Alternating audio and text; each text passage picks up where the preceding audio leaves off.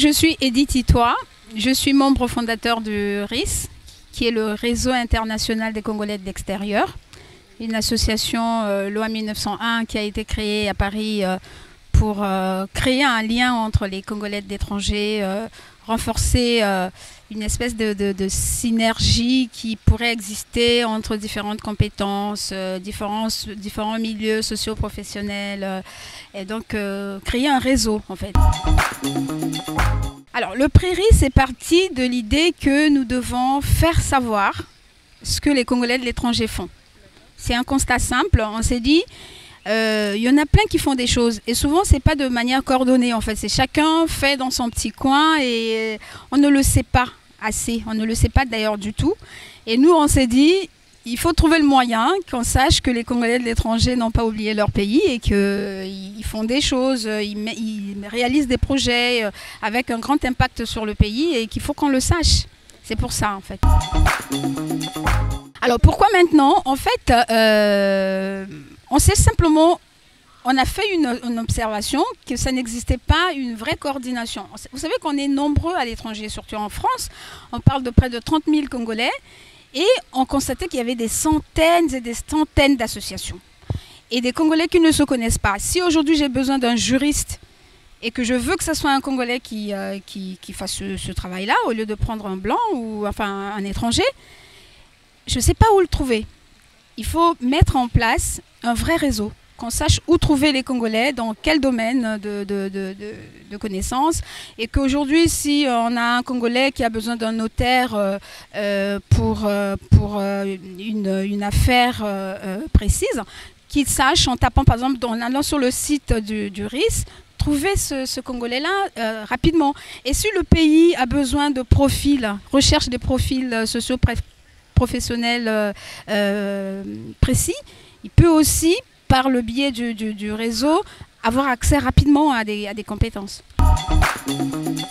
C'est un prix qu'on a décidé qu'il soit pérenne, un prix récurrent, c'est un prix annuel qui va avoir lieu tous les ans. Là, c'est la première édition et comme on sait toujours, la première édition a un peu voilà, et donc on va mieux organiser les choses. Le prix va avoir lieu tous les ans. Les objectifs à long terme sont nombreux. On a par exemple au RIS l'intention de créer la maison de la diaspora, c'est-à-dire un lieu de vie des Congolais de l'étranger où on pourrait justement venir consulter le site, avoir des échanges pour qu'on ait un numéro vert.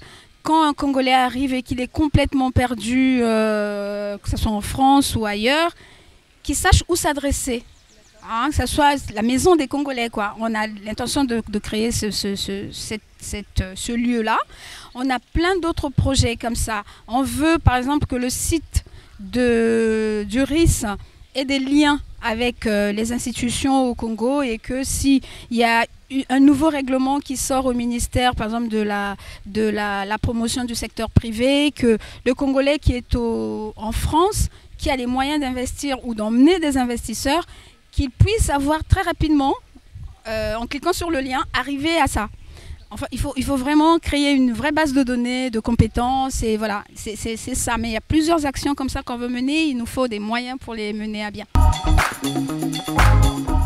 Par exemple, là, quand on est arrivé, étant donné qu'on a mis la soirée du 2 décembre, là, le lancement du prix, sous le thème de l'échange d'expériences entre entrepreneurs de la diaspora et du Congo, et la promotion du secteur privé, on est parti au ministère de la promotion du secteur privé, et on a vu le ministre qui nous a expliqué qu'il y avait un haut conseil du dialogue privé-public qui a été mis en place au ministère, et qu'il y a une secrétaire permanente de cette organisation. Nous avons invité donc cette personne à venir expliquer aux Congolais de l'étranger c'est quoi cette organisation et quelles peuvent être les facilités que cela pourrait apporter aux Congolais de l'étranger qui veulent venir investir. Voilà.